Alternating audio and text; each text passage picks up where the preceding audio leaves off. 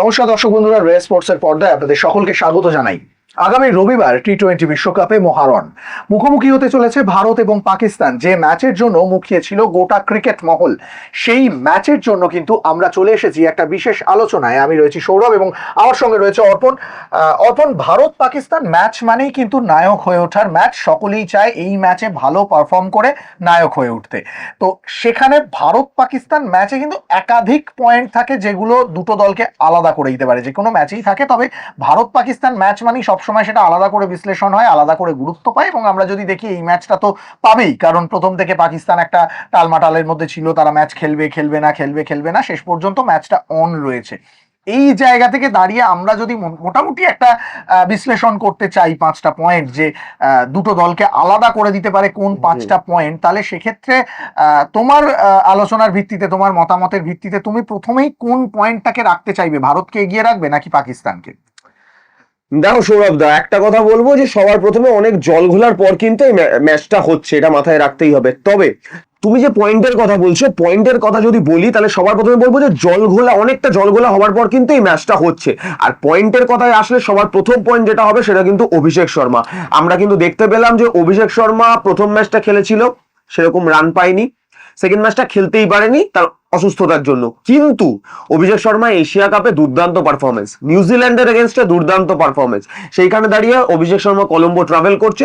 অভিষেক শর্মা রোববার অবশ্যই টিমের সাথে থাকবে এবং টিমে থাকবে। অভিষেক শর্মা ওপেন যদি করে এবং অভিষেক শর্মা যদি ব্যাট চলে, সেখান থেকে দাঁড়িয়ে কিন্তু রানটা কোন জায়গায় পৌঁছাবে, ভারত যদি প্রথমে ব্যাট করে রান কোন জায়গায় পৌঁছাবে সেটা কিন্তু বলা যাচ্ছে না। 200 টপকে যেতে পারে, কারণ আমরা জানি অভিষেক শর্মার ব্যাটিং, যেভাবে অভিষেক শর্মা ব্যাট করে এবং যেভাবে তিনি মারা শুরু করে, সেখান থেকে দাঁড়িয়ে এটা কিন্তু আমাদের মাথায় রাখতেই হবে যে অভিষেক শর্মার ব্যাটিং কিন্তু একটা বিশাল বড় পয়েন্ট ভারতের জন্য। একদমই তাই।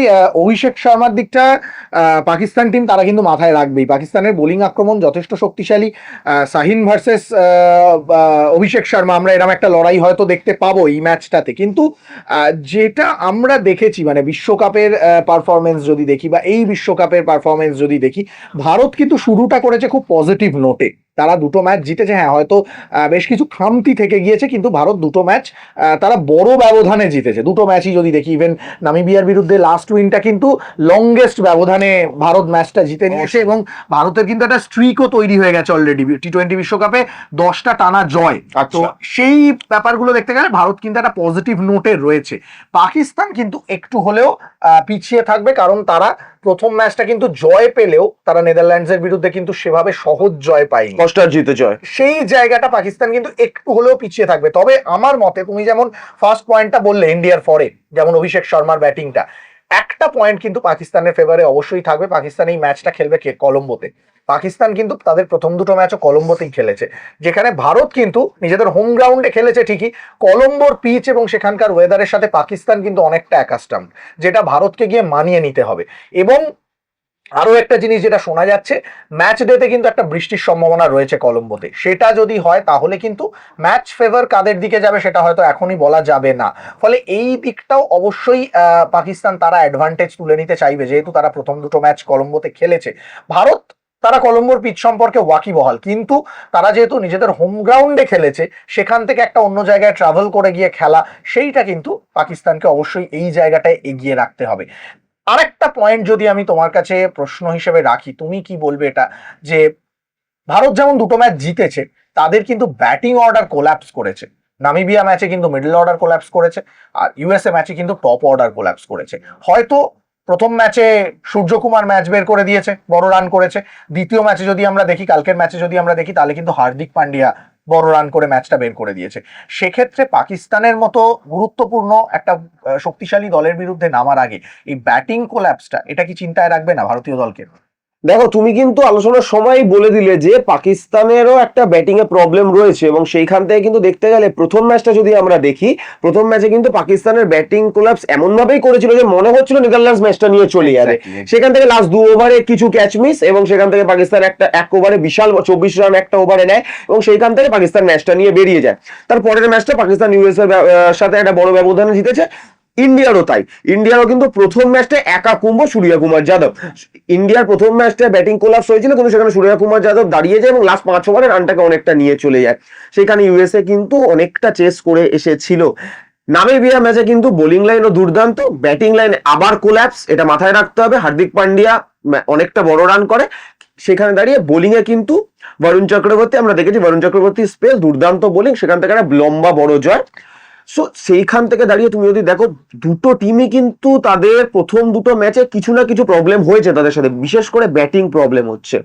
সো সেইখানে দাঁড়িয়ে এই ম্যাচে যে নার্ভ ধরে রাখতে পারবে, ইন্ডিয়া পাকিস্তান ম্যাচ মানে তো নার্ভ ধরে রাখার ম্যাচ, সেখানে যে নার্ভ ধরে রাখবে, যাদের ব্যাটিং লাইন আপ নার্ভ ধরে রাখতে পারবে, সেইখান থেকে কিন্তু তারা ম্যাচটা বের করে চলে যাবে। তবে এইখানে একটা কিন্তু ইন্ডিয়ার অ্যাডভান্টেজ আছে এবং সেই অ্যাডভান্টেজটা কি আমি বলতে চাই, সেই অ্যাডভান্টেজটা হলো পাকিস্তান দল আর ইন্ডিয়া দলের মধ্যে কিন্তু একটা সবচেয়ে বড় অ্যাডভান্টেজ যেটা ইন্ডিয়া পাচ্ছে, সেখানে হলো ইন্ডিয়াতে একা কুম্ভ হওয়ার মতন প্লেয়ার রয়েছে। আমরা অভিষেক শর্মার কথা বলছি, আমরা সূর্য কুমার যাদবের কথা বলছি, আমরা হার্দিক পান্ডিয়ার কথা বলছি, আমরা জানি না, আমরা আইপিএল এ দেখেছি রিঙ্কু সিংকে কি একটা ম্যাচে একা ম্যাচ বের করে নিয়ে যেতে। তো সেইখানে দাঁড়িয়ে কোনো একজন প্লেয়ার দাঁড়িয়ে হবে মানে পাকিস্তানকে সেখানে কিন্তু একটা লম্বা রানকেই চেস করতে হবে, সে একাই অনেকটা রান নিয়ে চলে যাবে। পাকিস্তানের কি সেরকম প্লেয়ার আছে? সেরকম নাম কিন্তু মনে পড়ছে না। তো সেইখানে দাঁড়িয়েও কিন্তু ইন্ডিয়া এগিয়ে রয়েছে অনেকটা, এটা আমি মনে করি। এবং তুমি আরেকটা জিনিস দেখো, মানসিক চাপ, বাইরের একটা প্রবলেম চলছে, সেখানে পাকিস্তানের উপরে একটা মানসিক চাপ রয়েছে।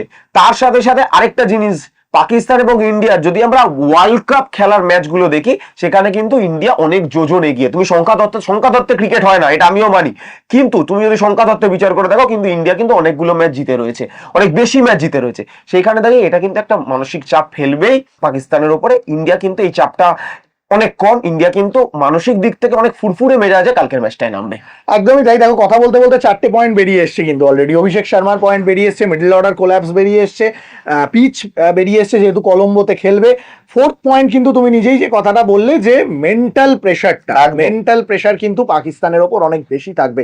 আমি একটা শেষ পয়েন্ট অ্যাড করতে চাইবো, যেটা এই বিশ্বকাপে এখনো পর্যন্ত আমরা যে কটা ম্যাচ দেখেছি, যেহেতু ভারত এবং শ্রীলঙ্কায় মূলত ম্যাচ হচ্ছে, এই ধরনের পিচে আমরা কিন্তু দেখেছি স্পিন বোলাররা অবশ্যই কার্যকরী ভূমিকা নিয়েছে। তুমি কথা বলতে বলতে একটু আগেই বলছিলে যে বরুণ চক্রবর্তী 1 ওভারে ম্যাচ ঘুরিয়ে দিয়েছে।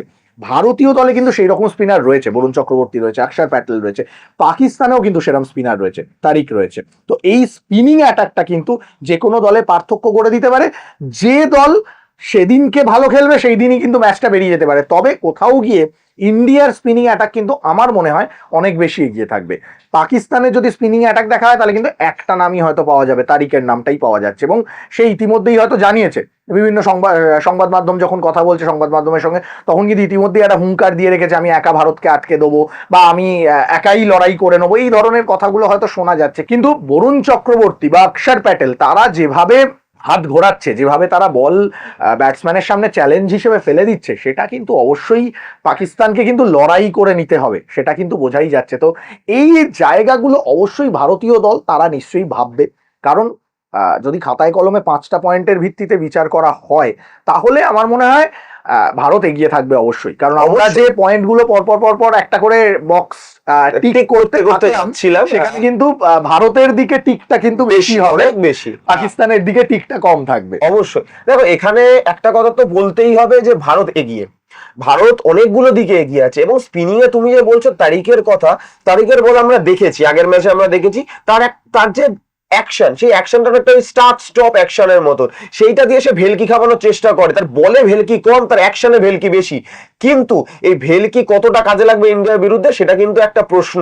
কারণ একবার যদি অভিষেক শর্মার ব্যাটে চড়ে যায়, তাহলে কিন্তু অভিষেক শর্মা তার ওভারে কি অবস্থা করে। এবং তুমি সাইনের কথা শুরুতে বললে, আমরা সাইনকে দেখেছি ভালো বল করে, অবশ্যই সাইন নিজের সেরা দিনে একটা ম্যাচকে একা বের করার ক্ষমতা রাখে, কিন্তু ওই সাইনের প্রথম 2 ওভারে যদি অভিষেক শর্মা মারতে শুরু করে বা অন্য কেউ যদি মারতে শুরু করে, তারপরে সাইন কোন জায়গায় গিয়ে শেষ করবে, তার রান সংখ্যা হতে পারে হাফ সেঞ্চুরি করে ফেললো সে বোলিং এই, তো সেটাও কিন্তু হতে পারে। উল্টো দিকে তুমি যদি দেখো, উল্টো দিকে রয়েছে বরুণ চক্রবর্তী, যার কিন্তু যে আর্সেনাল বলে না, মানে নিজের যা মধ্যে কিন্তু অনেক অস্ত্র রয়েছে, একটা শুধু অস্ত্র নয়, সে অনেকগুলো অস্ত্র ব্যবহার করতে জানে। আর একটা নাম না বললে সেটা কিন্তু জসপ্রীত বুমরাহ। নামিবিয়ার বিরুদ্ধে আমরা দেখেছি সে কিন্তু বেশি ইয়র্কার করেনি, তার মানে সেই ইয়র্কার নামক এই যে অস্ত্রটা সে তুলে রেখেছে পাকিস্তানের জন্য, পাকিস্তানের বিরুদ্ধে ব্যবহার করে। আর নিজের সেরা দিনে জসপ্রীত বুমরা কি করতে পারে সেটা কিন্তু সবাই ভালো করেই জানে। তাই আমি বলবো যে বোলিং দিকটাও তুমি যদি দেখো, অবশ্যই কিন্তু ব্যাটিং এর সাথে সাথে বোলিং এও পাকিস্তানের থেকে ইন্ডিয়া একটু হলেও এগিয়ে। একদমই তাই। আমরা মোটামুটি একটা পয়েন্টের নিরিখে হয়তো আলোচনা করার চেষ্টা করলাম যে ভারত পাকিস্তান ম্যাচে কে এগিয়ে থাকবে। তবে সমস্ত কিছুর জন্য কিন্তু চোখ রাখতে হবে আগামী রবিবার ভারত পাক মহারণের দিকে, কারণ ভারত পাক ম্যাচ মানে হাই ভোল্টেজ ম্যাচ, সমর্থকদের ব্লাড প্রেশার বাড়ার ম্যাচ, এবং এই ম্যাচের দিকে যেমন আমরা চোখ রাখবো আপনারাও চোখ রাখবেন। শেষ পর্যন্ত কে নায়ক হয়ে ওঠে, ভারত কি তাদের আধিপত্য বজায় রাখতে পারবে পাকিস্তানের বিরুদ্ধে, বিশ্বকাপের যে ট্র্যাক রেকর্ড রয়েছে, নাকি ঘুরে দাঁড়াবে পাকিস্তান, সেটা দেখার অপেক্ষাতেই আমরা রয়েছি। ক্যামেরায় শুভম মণ্ডলের সঙ্গে সৌরভ মুখার্জি, আমি অর্পণ, রে স্পোর্টস।